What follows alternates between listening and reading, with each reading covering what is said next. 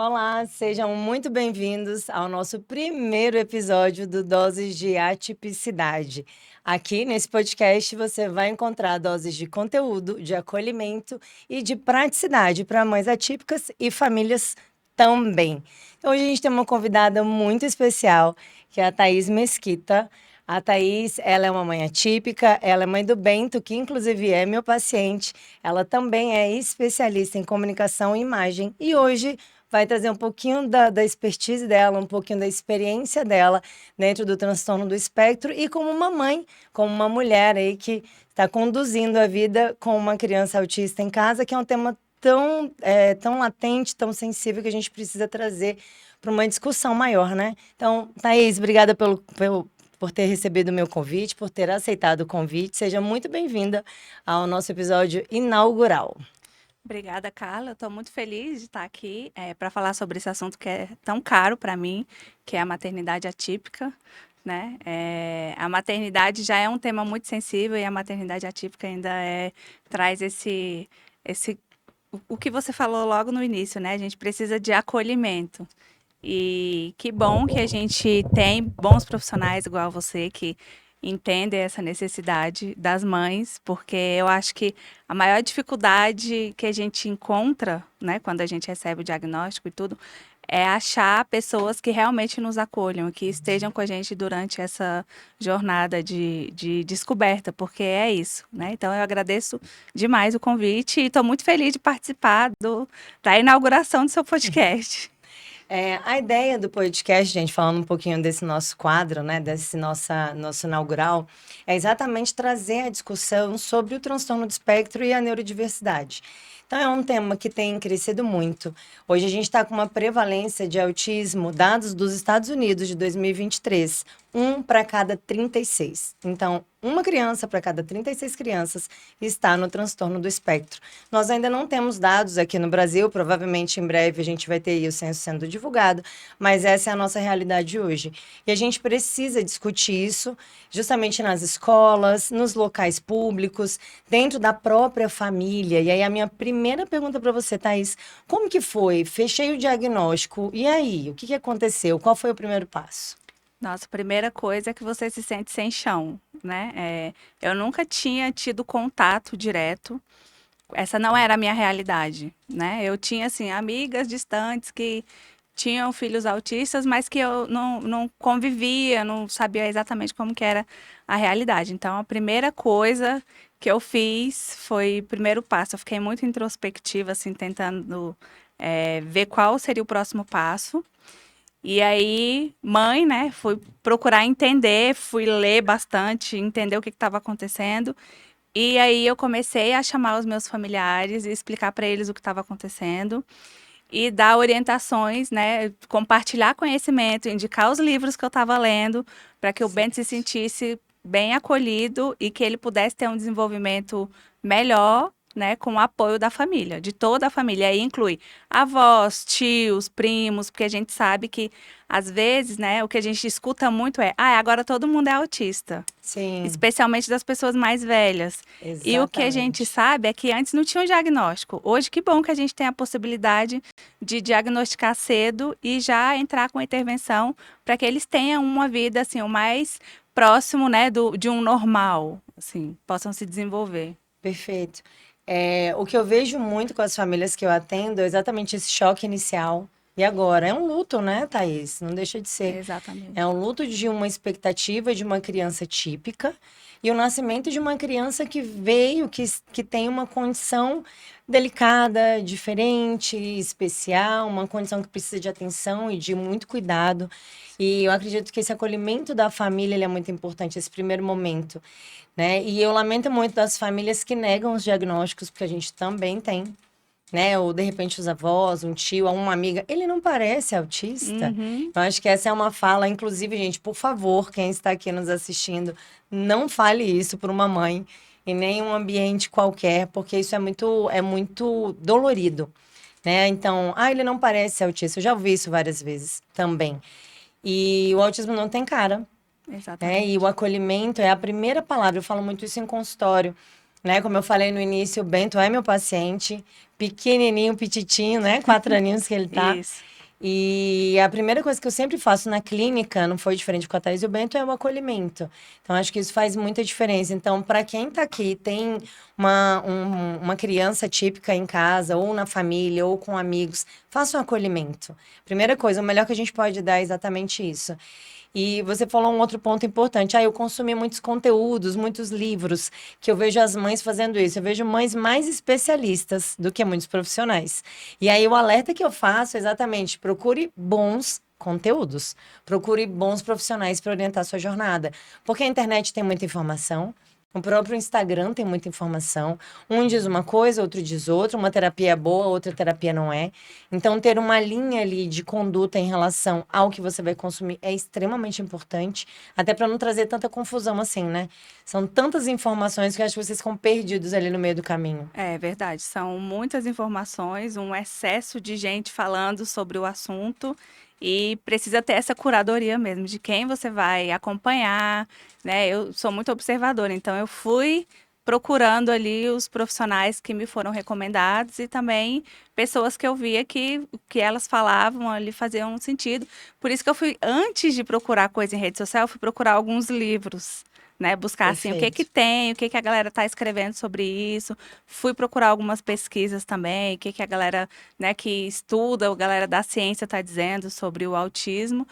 E outro ponto que também é muito delicado é a questão do nível, né, do Sim, o autismo. nível de suporte do autismo. É, e aí vem, Exatamente. nível um é leve. No caso, o Bento, ele é nível um. Ele é leve para quem, né? Leve pra gente, eu sempre falo isso, leve para quem? O autismo, em nenhum grau de suporte ele é leve. Só quem convive, quem tá ali no dia a dia, eu que tenho muita prática, né? Eu atendo muitas crianças no espectro. Gente, eu atendo adultos e adolescentes também, eu atendo todas as idades. A gente fala muito de criança, porque é o meu público maior na clínica, né? Mas os autistas, eles crescem, né? Viram adultos, viram adolescentes, obviamente. Mas é o que eu mais escuto. O autismo leve. Leve pra quem, gente? É, exatamente. E aí foi por isso que eu fui te procurar também, porque uma das características do Bento é a seletividade alimentar. E ele sempre teve muita dificuldade. A alimentação era, ainda bem, né? Era um problema. Vencemos, né? Vencemos. Estamos caminhando, mas já demos bons passos. Nossa, era um grandíssimo problema, porque ele, pouquíssimas coisas ele aceitava, né? Até foi ótima a nossa primeira consulta, você conversou muito, acho que durou 2 horas de conversa, 2 horas. explicou tudo pra gente, como que funcionava. Eu saí mais leve, assim, porque é uma angústia, né? Pra mãe, seu filho não comer. E aí a gente começou a fazer os exames e nós descobrimos também que ele tem muitas alergias alimentares, Vamos já né? falar sobre isso. Várias alergias. E aí meu principal medo naquele momento era que ele estava começando a frequentar a creche e ele não aceitava comer. Então, tinha dias que eu não mandava ele, porque ele ia para passar o dia e não aceitava comer nada. Seletividade alimentar é a comorbidade mais comum associada ao autismo.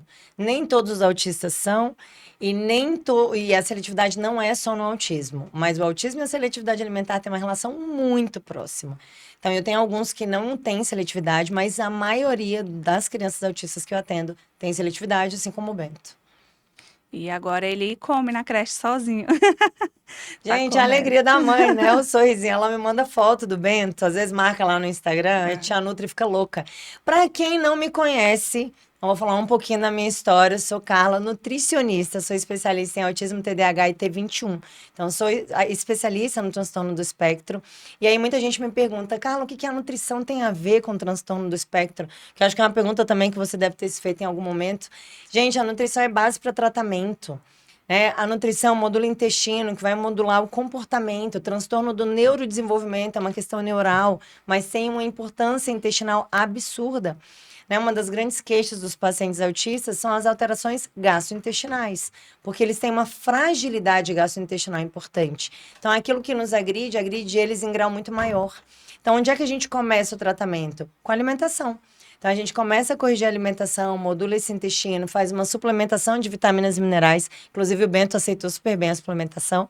E aí, a gente dá sequência ao tratamento. E aí, não é em uma única consulta. A Thaís está falando, 2 horas de consulta. Cada consulta, 2 horas em média. Nós fizemos uma presencial e 2 online, não foi isso? Foi, A gente exatamente. ainda está em tratamento. O Bento já passou comigo 3 vezes. Começamos no segundo semestre agora desse ano. Mas a melhoria dele, a evolução dele, assim, é visível, assim, é perceptível. Porque é uma criança muito sensível e as crianças, de forma geral, elas respondem muito bem à abordagem. Eu atendo adultos também, como já falei, e eu faço a mesma abordagem nos adultos. Claro que é tudo personalizado, é tudo individualizado, mas a base, gente, alimentar é a mesma. A comida não muda. Arroz, feijão, vegetal, salada e proteína é igual para todo mundo. O que vai mudar são as quantidades, são os horários ali, conforme a rotina. E no caso das crianças seletivas, muda conforme a aceitação. Mas a abordagem na criança, ela é muito rápida. Eu percebo isso. Muita gente me pergunta por que eu trabalho com autismo. Eu sou fissurada por resultado. Eu amo resultado. E o resultado com as crianças, ele é muito imediato. Então, acho que foi isso que também me levou a trabalhar e acabar ficando na área do autismo. Tem 5 anos já. Vai fazer 5 anos que eu atuo nessa área. E os resultados são muito rápidos. Então, foi uma coisa que acabou me mantendo, né, na área. E hoje eu não tenho o menor interesse em sair dessa área. É uma área que eu amo trabalhar. E o resultado com as crianças era muito rápido. Eu lembro que logo depois da primeira consulta, quando a gente começou a fazer as intervenções, você me mandou uma mensagem falando que ele já estava melhor e que já estava percebendo algumas mudanças, até em questão de fala também, né? Uhum. Sim, o Bento, ele tinha algumas crises, né? Ficava mais irritado. Agora é muito difícil ele ter alguma crise, assim. Ele Olha que fica mais irritado, às vezes, quando ele recebe uma negativa, mas não é nada parecido do que ele tinha antes da gente começar com a intervenção nutricional. perfeito. Ele é uma outra criança. Não, e a questão da frustração, né? A dificuldade de entender esse processo para eles é muito mais difícil. Então, o autismo ele tem muito comportamento rígido, essa rigidez comportamental, essa rigidez cognitiva, ela está presente no autismo. Então, essa questão da frustração, a dificuldade de ser frustrado, a dificuldade de receber ou não, é muito latente. O Bento ainda é uma criança, ele é pequenininho, então ele ainda está num processo aí de aceitação, de compreensão. Mas a base alimentar faz uma diferença muito grande, muito grande. Puxando aí para as alergias que você trouxe como tópico, o Bento é uma criança que apresentou muita positividade, né, em relação a alguns testes que a gente fez de alergias alimentares. A gente precisou excluir alguns alimentos e, de fato, a gente percebeu como muda, né? Às vezes a criança está irritada, a criança está chorosa, a criança tem dificuldade de sono e a gente vai começar a compreender o processo, é uma alergia alimentar que tá ali, às vezes não é imediata, né? Uma IgE não mediada, não imediata. Então, a gente espera que muitas vezes as alergias alimentares sejam abruptas. Eu como, eu passo mal, preciso ir para o hospital. Acontece em alguns casos, por exemplo, camarão. Né? Camarão é um alimento altamente alergênico, muitas vezes a pessoa vai parar no hospital, mas nem todos os alimentos. Então, tem alimentos que são mais brandos e a resposta ela é mais tardia. E era o que estava acontecendo com o Bento. A gente precisou mexer na dieta, precisou fazer exclusão de alguns alimentos, entrar com uma suplementação de base para isso, para as questões de alergias, até a gente perceber a melhora nesse processo todo. Exatamente. E eu fiquei um pouco chocada. Você estava até brincando esses dias que a gente, depois de adulta, faz o chá revelação das alergias e intolerâncias. Quando tá grávida é do sexo, quando crescer um pouquinho das alergias, é isso. Não, e Exatamente. foi um susto, né? Porque ele teve reação a muitos alimentos. Até eu, quando abri o exame, eu falei, nossa, que desafio. O que E ele vai eu comer agora? Eu ainda falei pra Thaís, não se desespere, eu tô com você, a gente vai junto, vamos resolvendo. E muitas mensagens no WhatsApp, muito contato, muito áudio, até a gente conseguir alinhar. E hoje ele tá muito bem, tá experimentando novos alimentos, né, Thaís? Sim, que era outra grandíssima dificuldade dele. Ele não aceitava experimentar nada. E depois, né, de que começou, ele começou a pedir para experimentar Olha coisas só. diferentes. E ele come outras coisas que ele não comia de jeito nenhum. E agora ele tá na fase de comer sozinho. Então eu acho a coisa mais linda. Deixa ele bagunçar, sujar tudo. Pega o pratinho de comida e ele gosta de arroz, feijão, carninha. Ele já, quando você pergunta para ele, Bento, qual é a sua comida preferida? Aí ele fala arroz, feijão e carninha. Olha só. Comida mesmo, assim. Ele não, por exemplo, na hora de líquidos, assim. Ele não toma nada que não seja água. Ótimo. Excelente. Não, e a Nutri fica como, gente? Feliz, porque o que eu recebo de criança que toma refrigerante todos os dias, né? Não precisa ser nutricionista, nem passar por uma nutricionista, para saber que refrigerante é inadequado para qualquer um. Ainda mais para uma criança tão pequena, né? Exatamente. E ele fala já, a tia da creche estava comentando comigo que teve uma festinha lá e foram oferecer coisas para ele, porque eu vou explicando, ó, isso aqui você não pode comer porque te dá alergia, não pode comer nada que tenha glúten. Aí ele, quando vão oferecer comidinha para ele fala, é, tem glúten? Eu não posso, isso aqui eu não posso comer. Aí tem coisa que ele já sabe que não pode comer e ele não aceita comer. O que que a gente aderiu, que ele adora? A lancheirinha dele. Para onde ele vai, ele leva as Vai um lanchinho, comidinhas, os pronto. lanchinhos, Marmiteiro, gente. 4 marmiteiro. aninhos ele já é marmiteiro. Ontem a gente saiu para, ele queria comer um bolinho de chocolate. Ele ama. E aí ele chegou lá e pediu: eu quero um bolinho de chocolate com cobertura de chocolate, sem glúten e sem leite. Gente, o Bentoca é demais. Ele é de uma destreza, de uma habilidade, uma rapidez Ele, incrível. Ele impressiona. A fofura é demais. ele aprendeu a ler com 2 anos. Ele tem diagnóstico de altas habilidades? A Tá em gente investigação, tá não em é isso? investigação, a gente ainda não fechou, mas provavelmente tenha.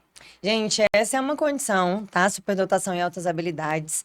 Não está dentro do transtorno do neurodesenvolvimento, mas é uma condição. Inclusive, eu vou trazer, foi até uma sugestão que eu recebi lá no meu direct, lá no Instagram.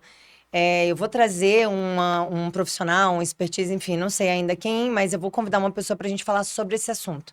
Que esse é um assunto que está muito aquém também, né? Se o autismo é pouco falado, altas habilidades menos ainda. Então, superdotação e altas habilidades tem um mundo de informações e as pessoas não conhecem, as pessoas não sabem, as pessoas acham que é aquele indivíduo 100% inteligente que vai fazer contas matemáticas de grau super difícil e muito pelo contrário, não está associado exatamente à inteligência ou à capacidade cognitiva.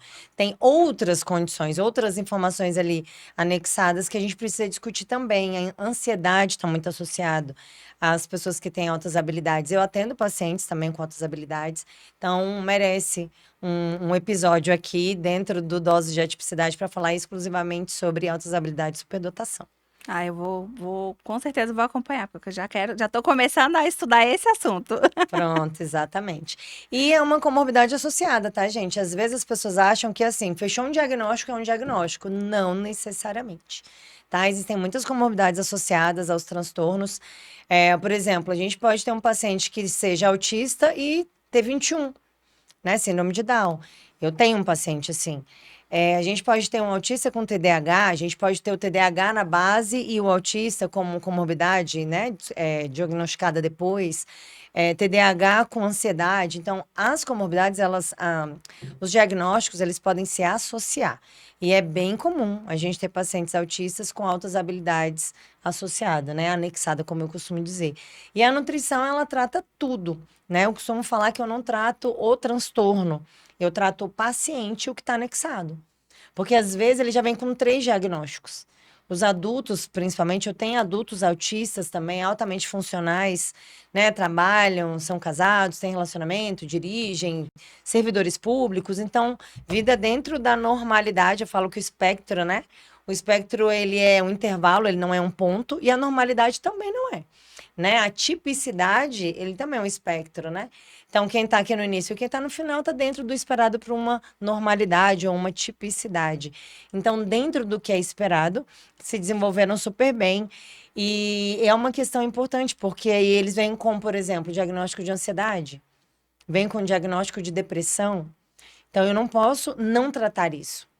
Eu também sou especialista em neuropsiquiatria, então eu atendo ansiedade, depressão, burnout, que inclusive tem crescido muito, muito nos últimos anos. Tenho visto adolescentes ou aqueles que acabaram de entrar na vida adulta, ali 20 e poucos anos, com diagnóstico de burnout. Eu atendo Parkinson, Alzheimer, então os idosos também acabam passando comigo. E as comorbidades, elas podem se associar. Então, nem sempre é um único diagnóstico, e esse também é um desafio para o profissional que está atendendo. E aí eu já faço um alerta para você que está me assistindo, vocês procurem profissionais especialistas na área, né? Procurem aquele profissional que tem uma experiência, que já atua há algum tempo naquilo, que tem algum contato. Por quê? Se vocês vão passar por um profissional que não tem a experiência que vocês precisam para um atendimento adequado, o atendimento ele fica incompleto. Eu nem vou dizer errado, porque errado é muito pesado, mas ele fica incompleto. Então é um profissional que olha para um lado e não olha para o outro, né? Aquela medicina lá de antigamente da caixinha, né? Ah, não, para isso a gente toma isso, para esse problema a gente toma este remédio. E não olha o humano como um todo, não tem esse olhar mais amplo, mais holístico que a gente fala, né? Da medicina integrativa, da nutrição funcional, a gente está em plena evolução.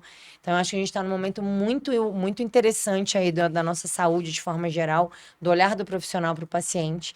Então, esse olhar mais amplo, mais integrativo. Então, nós, como pacientes, eu também sou paciente em algum momento, eu sempre busco os profissionais que podem me atender da melhor forma. E isso fica um alerta aí para vocês, inclusive, ou principalmente para as mães atípicas, né, que precisam de tanto suporte. Me fala um pouquinho, Thaís, quais as terapias que o Bento tem feito agora? Aquelas que você passou, que ele está fazendo agora, que você Uhum. viu que trouxe resultado, que trouxe melhoria? A primeira terapia que ele fez, antes mesmo da gente fechar o diagnóstico, foi fono. Porque ele tinha uma dificuldade muito grande de se comunicar, a fala dele não era funcional. Ele tinha muita ecolalia, então ele repetia frases, Uhum. ele falava coisas fora de contexto, e a hora que ele queria alguma coisa, por exemplo, me dá aquele brinquedo ali, ele não falava, ele puxava a gente pela mão e apontava para o brinquedo. E aí, o que que a gente faz? A gente que convive, já tá, a criança não precisa falar, você já entende o que que ela Sim, quer. facilita a vida dela, né, E aí eu inclusive. ia lá e pegava. Só que com a fono, foi importante, né, que a gente participasse também, para entender que a gente tem que deixar ele se comunicar.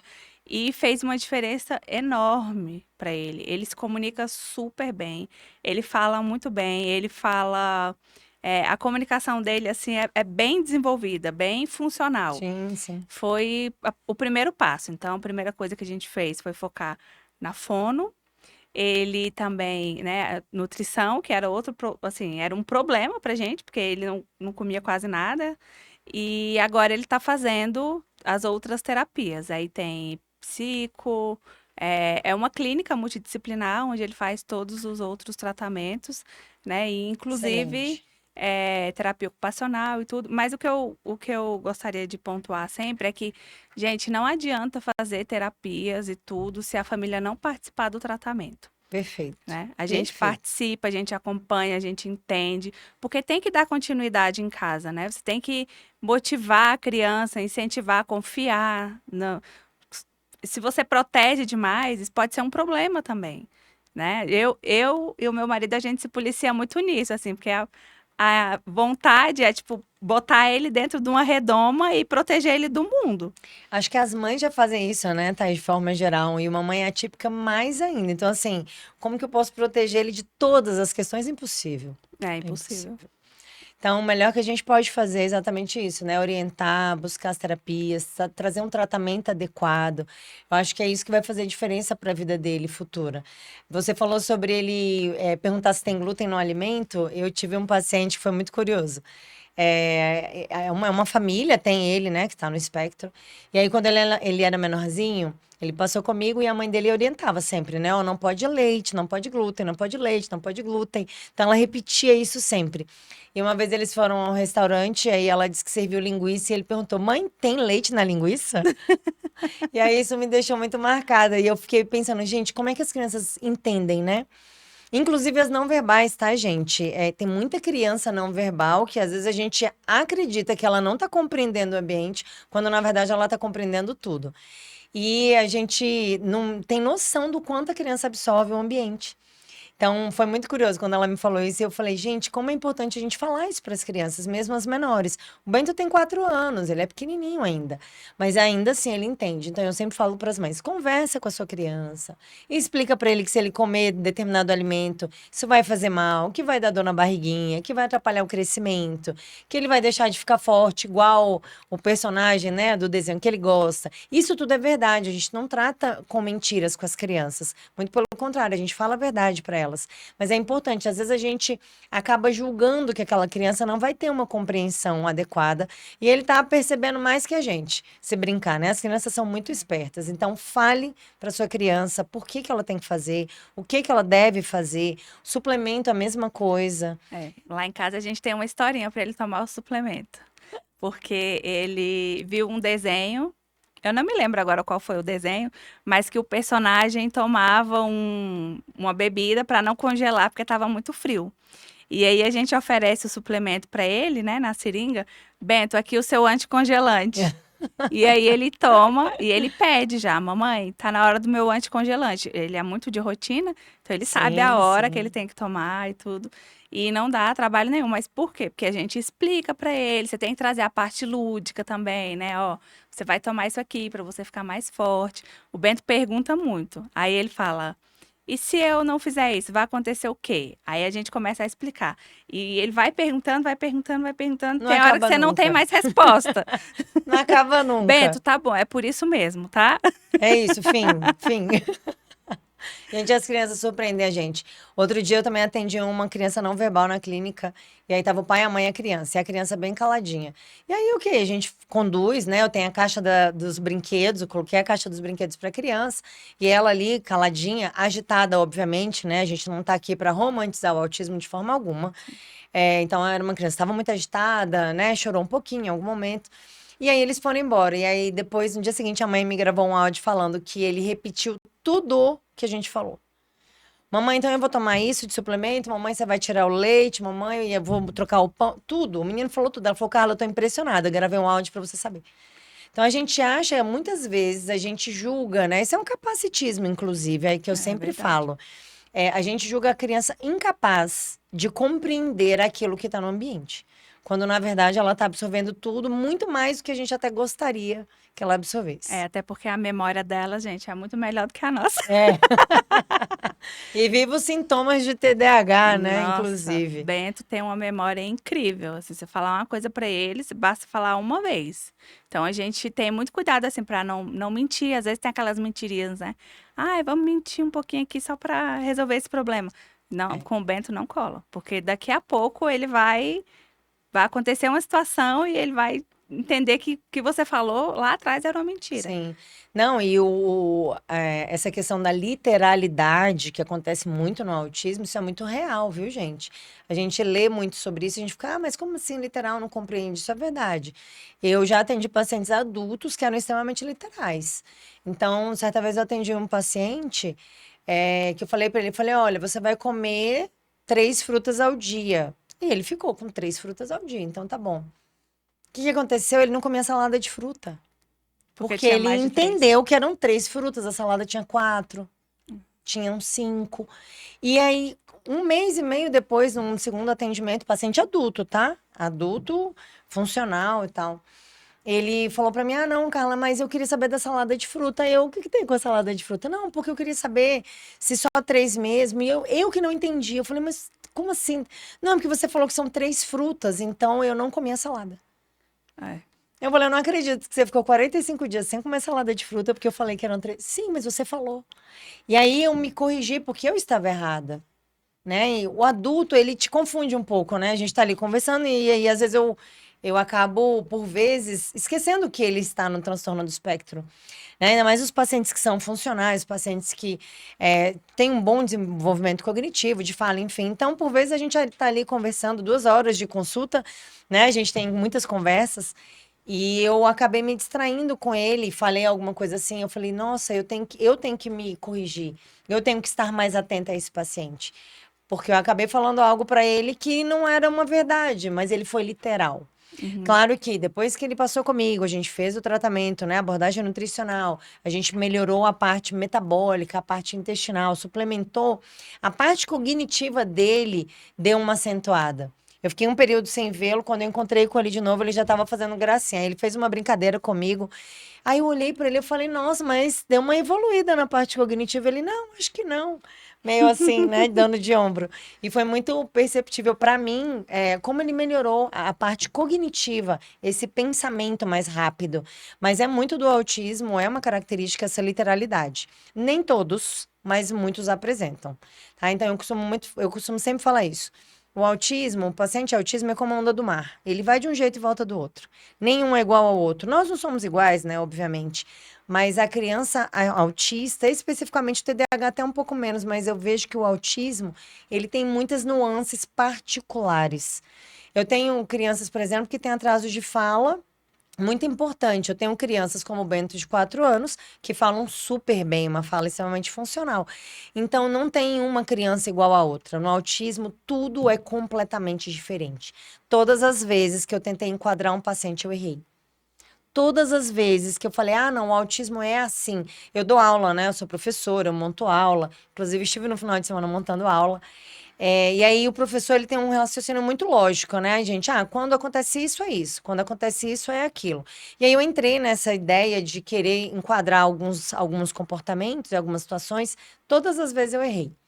Então, hoje eu vou de peito aberto, de coração aberto, cada paciente é um. As crianças, então, elas nos surpreendem, assim, absurdamente.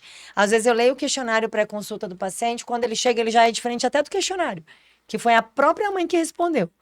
Então, as crianças nos surpreendem. Então, isso é uma característica. Essa questão da literalidade é muito forte, eu percebo isso muito forte nas crianças autistas. E a questão do atraso de fala é uma característica também muito forte. Eu costumo dizer que é a primeira desconfiança do autismo. Inclusive, já vou deixar a pergunta para você. Mas a criança que tem atraso de fala, gente, ela precisa ser investigada. Nem todo atraso de fala é autismo, mas ele pode ser. Pode ser uma praxia de fala, pode ser uma dificuldade de fala, pode ser uma questão auditiva, inclusive. Ele tem que ser avaliado. Mas uma criança que não está falando no tempo certo, no tempo adequado, né, no tempo da criança, que tem data, tá, gente? Essa história de, cada criança no seu tempo, não é bem assim. Cuidado com essa fala também. Então, a criança que está com atraso de fala, associado à idade, ela precisa ser investigada. Pode ser que isso seja um transtorno de espectro do autismo ou qualquer outra questão que precisa ser tratada. Me conta como é que veio a desconfiança do autismo no Bento. Nossa, vem por uma coisa que não tinha nada a ver, na verdade, assim. Eu desconfiei que tinha alguma coisa diferente porque ele começou a ler. E aí eu pensei, será que ele tá memorizando as palavras? E aí eu fiquei testando várias coisas. Aí eu comecei não, eu vou escrever. Ele não sabe o que que eu tô pensando, a palavra que eu tô pensando. Vou escrever. E aí ele lendo super bem e não era aquela leitura de juntar as letras, as sílabas. Aham. Escrevia, sei lá, estrela, que não é uma palavra fácil. Ele lia estrela. E aí eu falei, gente, eu vou marcar um neuro, porque tem alguma coisa errada. Tá fora do padrão. Gente, os excessos também têm que chamar a atenção. Essa é uma característica, inclusive, de altas habilidades, né? E aí eu fui, mas não tinha passado autismo pela minha cabeça. Se eu falar que passou, eu tô mentindo, porque não passou. Sim. E a gente, às vezes, acaba sendo engolida pela rotina, né? Então, eu sou uma pessoa que sempre trabalhei muito, minha rotina sempre foi muito puxada. O Bento ficou 15 dias na UTI, né? Depois nasceu prematuro, no auge da pandemia. E pouco tempo depois eu já estava trabalhando. Então, assim, e a gente se virando e sobrevivendo a uma pandemia e tudo acontecendo ao Nossa. mesmo tempo. E eu não passava pela minha cabeça assim, é normal, a gente tá, né, ele nasceu no meio da pandemia, ele não tem contato com muitas crianças. Na minha casa não tem outra criança, somos eu, meu marido e eu tenho um filho mais velho, bem mais velho, de 21 anos. E eu pensava que podia ser isso, assim, o atraso na fala, a questão alimentar. Falei, será? Às vezes ele só não quer comer, mas assim, ele só comia a mesma coisa, só aceitava a mamadeira e a introdução alimentar, ele queria comer as mesmas coisas. Frutas, era muito difícil ele dar, ele cuspia e tudo, mas eu achei que aquilo fosse normal.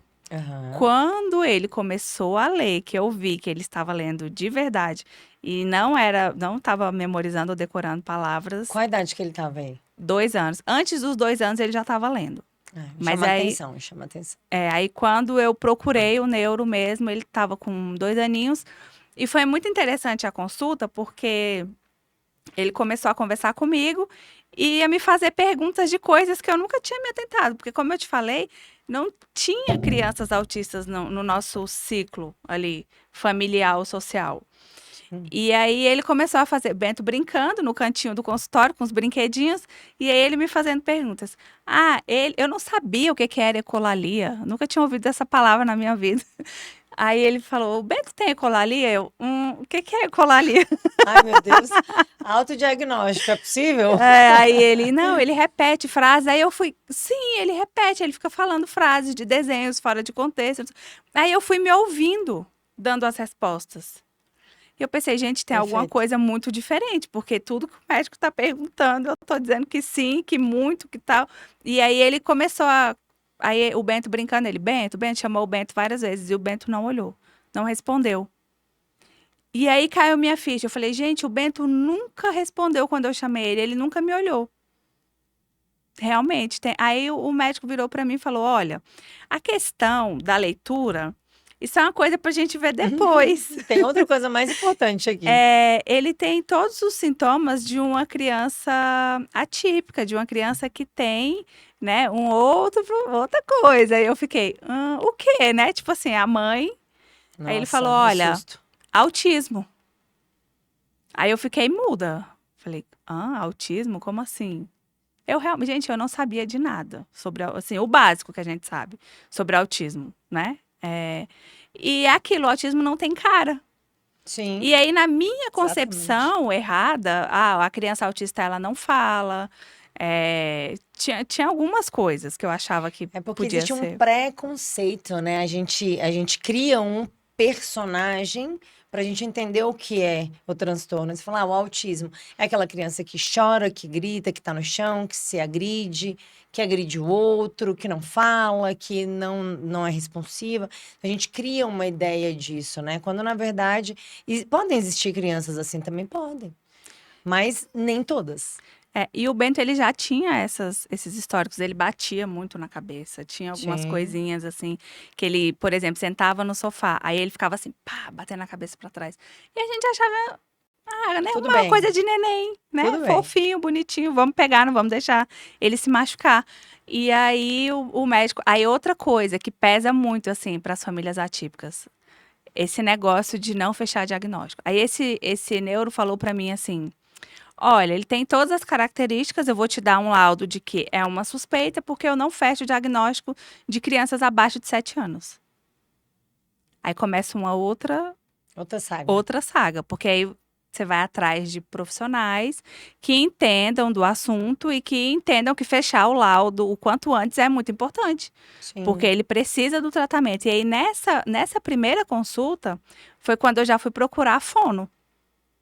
E ainda bem que você fez isso, né? Gente, até um alerta aí pra vocês. Primeiro alerta, não precisa ter diagnóstico fechado para procurar terapia. Então, assim como a Thaís fez com o Bento, tem uma desconfiança, é um atraso de fala, é uma questão de seletividade alimentar, é uma questão comportamental. Não precisa esperar fechar diagnóstico para você começar a fazer um tratamento.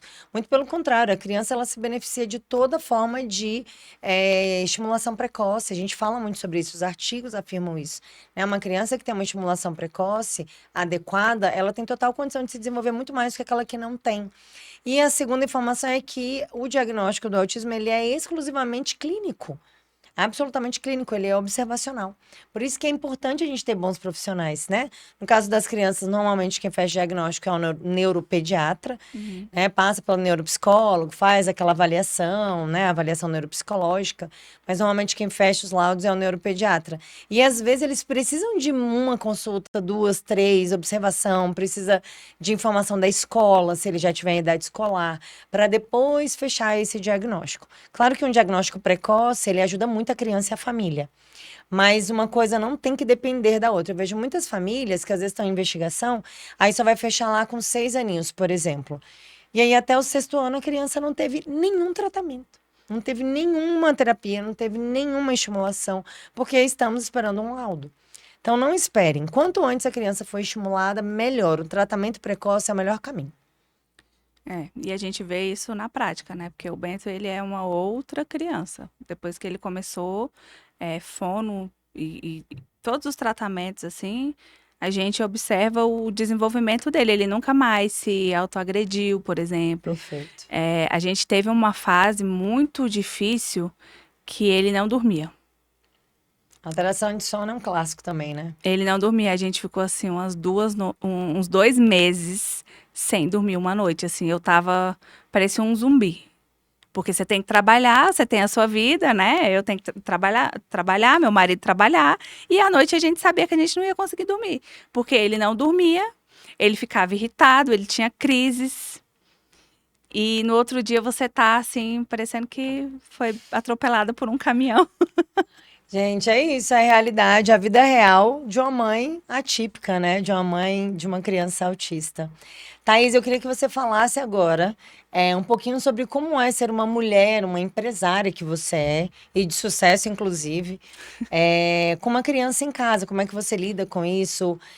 Pode falar um pouquinho também do seu trabalho para a audiência te conhecer, quiser colocar o seu Instagram aqui também, será bem-vinda. Então, me fala um pouquinho como é que você lida com isso. Gente, é um super desafio. Eu sempre trabalhei muito, sempre priorizei a minha carreira. E uma coisa que eu comecei a fazer depois do diagnóstico do Bento foi pisar no freio na minha carreira. E tem pouco tempo eu pedi demissão de um trabalho fixo que eu tinha, que eu estava há mais de 15 anos. Justamente porque eu preciso ter mais flexibilidade, eu preciso ter tempo, eu preciso acompanhar o Bento nas terapias, eu preciso saber o que está acontecendo, eu preciso estar perto dele, eu quero que ele tenha todas as possibilidades. Claro, eu sou muito privilegiada de ter uma família que me apoia, um marido. O Bento tem um pai maravilhoso que é super presente em tudo. E tenho também uma pessoa que me ajuda em casa. Então, isso já é, assim, meio caminho andado, né? Claro, a gente tem as nossas questões, porque mãe é mãe, a gente quer estar ali, quer abraçar o mundo, quer dar o melhor para o nosso filho. E é um grande desafio. Porque ao mesmo tempo que você quer ali, poxa, eu sou uma profissional com muita experiência, sempre fui muito focada no meu trabalho, então isso também foi um luto para mim. Sim. Desapegar, sabe? Entender os meus limites, porque há alguns anos eu tive um burnout. E esse ano, quando eu decidi que eu precisava trocar, né, eu não abandonei nada do que eu faço, eu continuo fazendo tudo, mas que eu precisava mudar a forma de fazer, eu passei por um luto. Precisou de adaptações, né, Thaís? Precisei de adaptações, porque como que uma hora você é aquela pessoa super produtiva ali no trabalho e tudo, e daqui a pouco você recebe uma ligação que fala que seu filho precisa de qualquer coisa, você não pensa duas vezes e, não, agora é o meu filho, entendeu? Eu sou a mãe do Bento, acima de qualquer cargo ou de qualquer função. E o que eu percebi também? A minha saúde, ela estava indo pelo ralo. Porque eu não tinha tempo para me cuidar. Sim, essa é uma questão muito delicada que eu vejo com a maioria das mães, né? Então eu falo muito isso na clínica. A máscara é primeiro em você, teoria do avião. A máscara é primeiro em você e depois na criança. Por mais absurdo que isso pareça, né, essa fala possa parecer, se você não se cuidar, não tem quem cuide dele. Que a mãe é mãe, né? Não tem jeito. Exatamente. E eu precisei viver isso na prática, assim. Tive problemas de saúde, tive um episódio de profissional que eu falei assim, cara, agora eu preciso falar para essas pessoas que eu não vou dar conta de entregar isso aqui e que eu vou abrir mão. E como é difícil isso, né? Muito, nossa, muito difícil. E assim, ainda bem, né, que eu já tenho uma carreira consolidada, já atuo há bastante tempo com comunicação e com estratégias de imagem pessoal. Quem, né, tá me acompanhando aí, quiser me seguir no Instagram, é @euthaismesquita, Thaís com TH. E vai poder acompanhar um pouco do meu trabalho. Eu dou mentorias, né, de imagem e comunicação pessoal. Falo sempre isso, que não adianta você saber se vestir se você não souber se comunicar. Tem que haver Perfeito. sempre esse equilíbrio. Outra coisa que eu destaco muito assim no meu trabalho com relação à imagem pessoal é que existem as caixinhas dos estilos, todo mundo já deve ter ouvido falar nisso. Eu não trabalho com caixinha nenhuma, cada pessoa é um universo, Pronto. a gente entende ali qual é a melhor maneira daquela pessoa se comunicar. E trabalho com comunicação, trabalhei mais de 15 anos no governo federal com comunicação, continuo desenvolvendo alguns projetos importantes e tenho também agora uma startup que chama Estelite, que é um clube de assinatura de imagem para mulheres que não têm muito tempo, né, que querem ter um guarda-roupa funcional e é uma marca. Funciona da seguinte forma: você faz a assinatura, passa por uma consultoria de imagem para a gente entender o seu estilo. Olha que interessante. E você recebe na sua casa peças feitas para você, com as suas medidas, de acordo com o seu estilo pessoal e o seu objetivo de imagem, porque não adianta nada você receber roupas que são bonitas, mas que não vão ser funcionais. Perfeito, não né? tem seu estilo, né? Exatamente. A ideia é essa, é dar praticidade, trazer praticidade, né, para essas mulheres. E quem estiver acompanhando a gente aqui, que quiser assinar a Estelite, tem 10% de desconto na assinatura. É só falar que está assistindo, que me viu aqui com a Carla. Olha aí, gente, quem está assistindo, Doses de Atipicidade. 10% de desconto aí no produto da Thaís. E é um lançamento, né, Thaís? Porque eu nem conhecia esse produto, já Sim. quero conhecer também. É um lançamento, é uma startup, a gente está agora em fase de aceleração.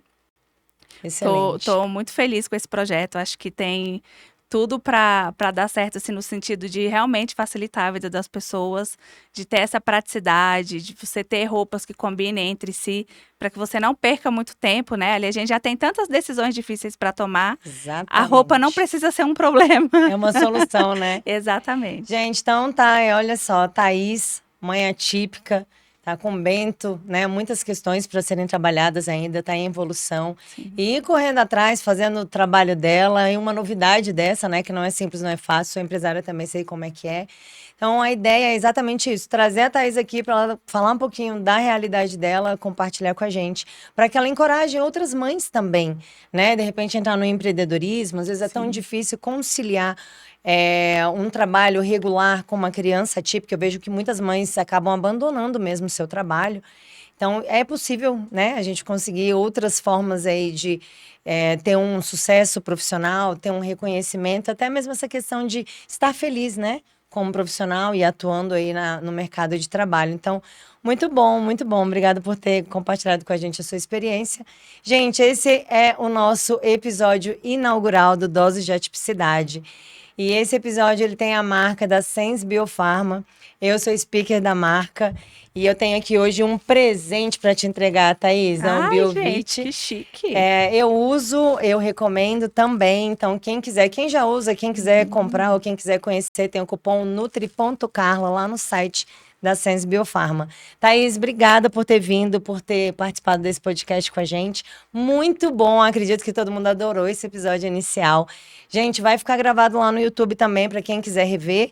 E teremos na segunda-feira que vem, 12h30, no mesmo horário, um outro canal, segundo episódio, outro episódio do Doses de Atipicidade comigo. Tudo bem? E fiquem aqui também que na sequência a gente já vai ter um outro podcast para vocês assistirem. Até a próxima, até segunda-feira. Thaís, muito obrigada. Eu que agradeço, muito, muito obrigada. Tenho certeza que esse podcast já é sucesso. Então vamos juntas. Até a próxima, gente. Um abraço.